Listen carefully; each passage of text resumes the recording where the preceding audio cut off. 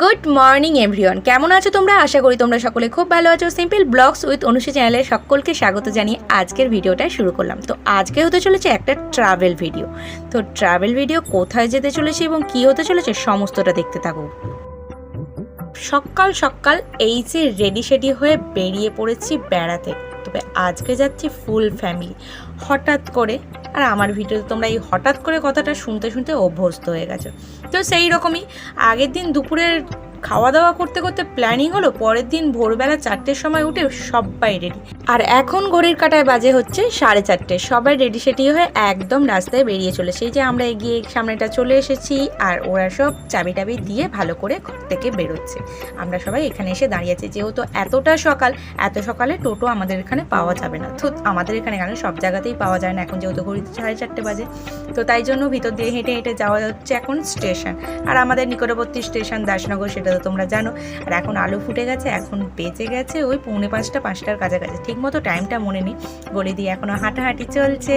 আর এই যে ভীষণ মজা কার হয় না বলো? বেড়াতে গেলে কারো মজা হয় না এরকম কেউ আছে? সেরকমই প্রচণ্ড মজা, এক্সাইটিং। অনেক দিন পর ফুল ফ্যামিলি বেরিয়েছি। তো চলে এসেছি একদম তো এখন আমাদের গন্তব্যস্থল হচ্ছে দাসনগর থেকে সাঁতরাগাছি স্টেশন। সাঁতরাগাছিতে গিয়ে তারপরে আবার ট্রেন। তো কোথায় যাচ্ছে সেটা তো তোমাদের সঙ্গে শেয়ার করাই হয়নি। আজকে আমরা বেরিয়েছি দীঘার উদ্দেশ্যে। হ্যাঁ বন্ধুরা, 5 বছর পর আবার যাচ্ছি দীঘা। 5 বছর পর কেন, ওই যাওয়া হয়নি, টুকটাক এদিক সেদিক ঘোরা হলেও দীঘাটা যাওয়া হয়ে ওঠেনি আমার। এর আগেই দুর্গাপুজোর সময় ওরা সব গিয়েছিল, আমরা তারাপীঠ থেকে সোজা বাড়ি চলে এসেছিলাম। ওরা বাড়িতে এসে আবার পরের দিন দীঘা বেরিয়েছিল, কিন্তু আমাদের আর যাওয়া হয়ে ওঠেছিল না। আর এখন চলে এসেছি সাঁতরাগাছি স্টেশনে। মানে 4 নম্বর প্ল্যাটফর্ম থেকে দীঘা লোকালটা আসার কথা, তাই জন্য আমরা 4 নম্বর প্ল্যাটফর্মের দিকেই যাচ্ছি, গিয়ে বসবো। আর দীঘা ট্রেন তো আছে 6:48 টাইম করে মনে হয় আছে, 40 কি 48 টাইম করে আসবে। আর এখন ঘড়িতে কটা বাজে জানো? 5:45 বাজে। 1 ঘন্টা আগে আমরা চলে এসেছি। বসে বসে মানে বোরিং হচ্ছিলাম। আর যেহেতু 4 নম্বর প্ল্যাটফর্মেই দেওয়ার কথা, তাই জন্য সোজা এদিকেই চলে এসেছি। আর ওভারব্রিজের উপরে দাঁড়ানো হয়নি। কিন্তু বিপত্তিটা হলো যখন অ্যানাউন্সমেন্ট করে জানানো হলো 1 নম্বর প্ল্যাটফর্মে দীঘা লোকাল আসছে।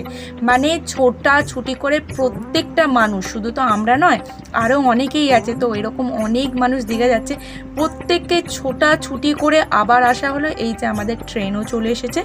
আর ট্রেনে আমরা ভালোভাবে উঠেও পড়েছিলাম এবং বসতেও জায়গা পেয়েছিলাম। তবে উঠেছিলাম সবার শেষ কামরায়, মানে একদম পিছনে। যেহেতু মানে লোকাল ট্রেন খুব বেশি বড় নয়, আর ভিড় ছিল বলে আমরা একদম পিছনে দাঁড়িয়েছিলাম, মানে শেষ কামরা, তাই জন্য উঠে চাই। দেখো পুরো কামরা মোটামুটি খালি আছে। আর এখন ট্রেনে উঠে ভালোভাবে বসেও গেছি। ট্রেন ছাড়ার সময় গেছে, তাই জন্য মা একটু ঠাকুর প্রণাম করে নিচ্ছে। তো ট্রেন আমাদের ছেড়ে দিয়েছে সাঁতরাগাছি স্টেশন থেকে, কিন্তু ট্রেনটা 45 মিনিট লেট ছিল। যেখানে আসার কথা ট্রেনটা 6:40, সেখানে ট্রেনটা আসলো হচ্ছে 7:15-তে। তারপরে তো 10 মিনিট তো টাইম দিতেই হবে, তো সেরকমই 10 মিনিট দাঁড়িয়েছিল। তারপরে 25-এ ট্রেনটা ছেড়েছে। কিন্তু ওয়েদারটা এত সুন্দর, মানে যত আমরা সামনের দিকে এগোচ্ছিলাম তত মেঘলা ওয়েদার হচ্ছিল, টিপ টিপ করে বৃষ্টি পড়ছিল।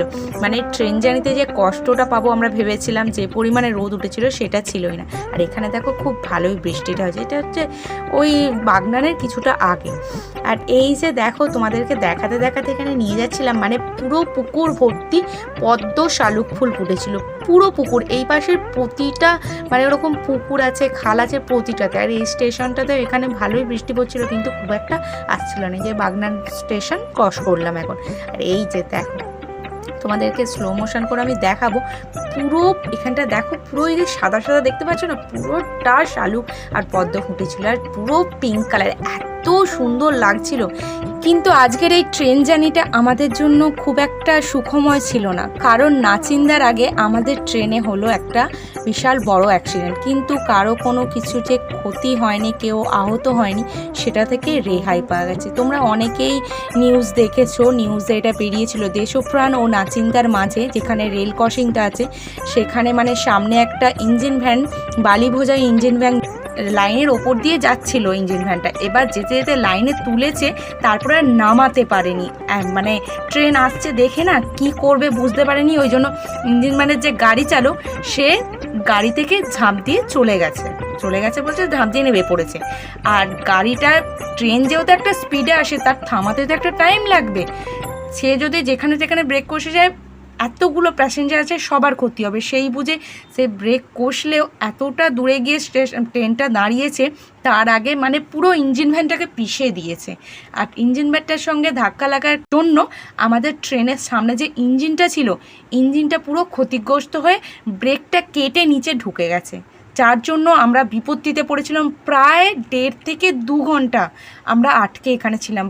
গ্রামের বহু মানুষ এসেছে, কিন্তু আমরা কিচ্ছু বুঝতে পারিনি, যেহেতু আমরা পুরো পেছনের কামরায় ছিলাম, এক ফোঁটা কিছু বুঝতে পারিনি। কিন্তু সামনের দিকে যারা ছিল, আমরা পরে জানতে পারলাম যে প্রচণ্ড ট্রেনটা মানে যখনই ধাক্কাটা লেগেছে সঙ্গে সঙ্গে এতটাই দুলেছে, হাঁকুনি লেগেছে, অনেকের হাতে অল্প হলেও চোট লেগেছে যারা সামনের কামরায় ছিল।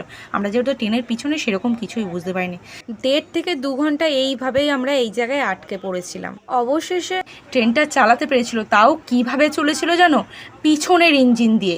আমরা যে শেষ কামরা আছি, এর পরে যে ইঞ্জিনটা আছে, সেই ইঞ্জিনের মাধ্যমে সে এদিক থেকে প্রেশার দিতে সামনের ড্রাইভার শুধু ঠিকঠাকভাবে লাইনটা করেছে, পিছন থেকে পুরো প্রেশারটা দিয়েছে। সেই জন্য আমাদের ট্রেনের গতিটা তোমরা দেখে বুঝতে পারছো যে কতটা ধীর গতিতে চলছে। যেহেতু মানে সব কিছুই এই ড্রাইভারের ওপর নির্ভর করছে, এই প্রেশার দিলে তবে ট্রেনটা ছুটছে। আর এমনই একটা জায়গায় হয়েছে যে সেখানে কিছু করার নেই, সিঙ্গেল লাইন, যে পাশ থেকে একটা ট্রেন আসবে, সে এসে আমাদের নিয়ে যাবে, সেরকমও উপায় নেই। আর এই ট্রেনটাই ছিল ফার্স্ট ট্রেন দীঘার, এর জন্য পিছনের প্রতিটা এক্সপ্রেস আটকে পড়েছিল, মানে প্রতিটা মানুষ হ্যারাসমেন্ট হয়েছিল এইটার জন্য। যে কোনো রকম কারো কিছু ক্ষতি হয় না, এটাই মানে আমরা স্বস্তির নিঃশ্বাস ফেলতে পেরেছি যে কারো কিছু, কোনো মানুষের ক্ষতি হয় না।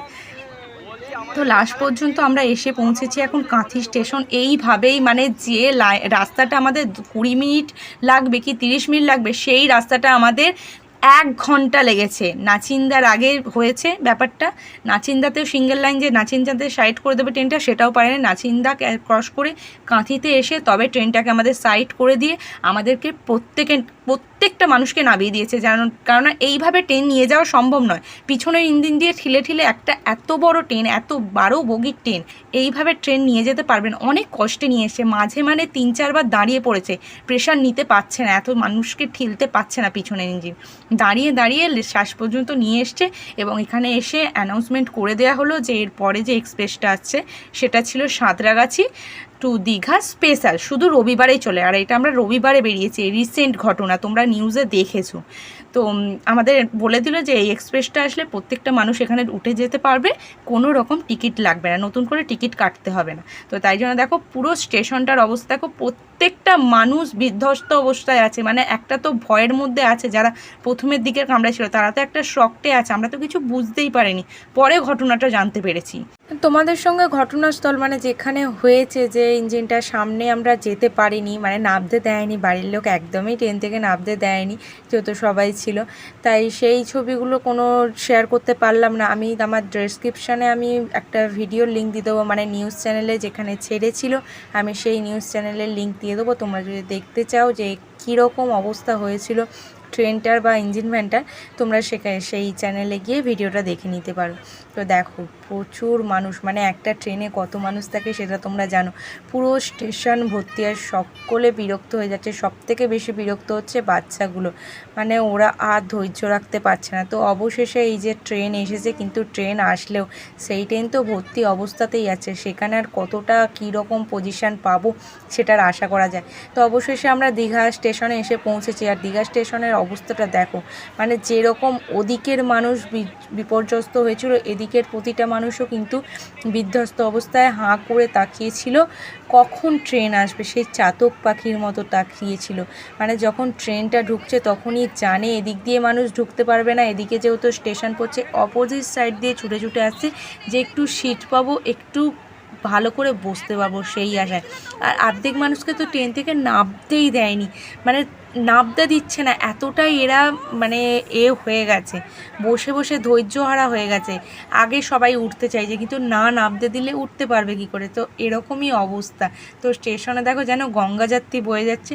তো অবশেষে আমরা দীঘার স্টেশনে পা দিতে পেরেছি, দীঘায় আসতে পেরেছি। মাঝে তো সত্যি আশা ছেড়ে দিয়েছিলাম যে আদৌ আমরা দীঘায় আসতে পারবো কি না।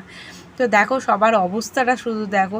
তো চলো তোমরা দেখতে থাকো আজকের এই মানে যে ঘটনাটা যে আমরা সাক্ষী হব, সেটাই কোনোদিন ভাবতে পারিনি যে বাড়ি থেকে এত আনন্দ করে বেরিয়ে এরকম একটা ঘটনার সম্মুখীন হতে হবে, মানে সাক্ষী থাকতে হবে যে এইরকম একটা ঘটনা। অনেক মানে শুনেছি এরকম ঘটনা ঘটে, কিন্তু আজ প্রথম নিজে চোখে দেখলাম এবং কি অবস্থায় সেই সময় সমস্ত মানুষ থাকে সেটাও নিজে রিয়েলাইজ করলাম। তো চলো বন্ধুরা, আজকের মতো ভিডিওটা আমি এখানেই শেষ করছি। নেক্সট পার্ট আসবে অবশ্যই, তার অপেক্ষা করো। তাতে কতটা মজা করেছি সমস্তটা তোমাদের সঙ্গে শেয়ার করব। আর ভিডিওটা যদি কোথাও ভালো লাগে একটা লাইক করে দিও, কমেন্টের মাধ্যমে জানিও এবং ভিডিওটা শেয়ার করে দিও। তো তাটা সকলে ভালো থেকো, সুস্থ থেকো, দেখা হবে আবার নেক্সট ভিডিওতে।